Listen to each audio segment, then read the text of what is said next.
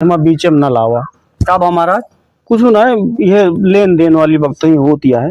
घरा बदिया ने अच्छा भाई हमरे खिया के औरतें कहा बा कि लड़की गहना हाँ बढ़िया लेके आवे, ओमे लड़की के महतारी के लड़की कहा भी यह है कि हार एकदम रहा चाहिए।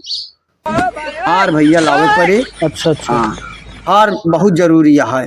करे अच्छा साथे कम से कम 11 थान गहना से कम ना आवे चाहिए महाराज। दुआरे। वैसे 7 थान 5 थान गहनवा चलत है भैया वो चला तोलत हो जोन होका हम ना जाने, लेकिन हमारे घरे जोन कहा तो लड़की को उतना रहे।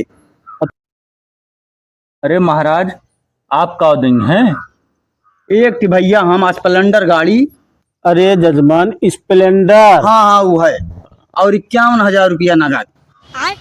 बैगन। महाराज हाँ भैया। अब हम तो 11 थान गहना हाँ न दे पाऊ। अच्छा अब आप चलें। चलो फिर आओ चलिए महाराज, हमें सबके बस के ना चलते ही मिसिर महाराज। चलो चलो देखा जाए फिर। हाँ भैया भैया चलो, आशीर्वाद। ठीक है। ठीक है ठीक है चलो चलो।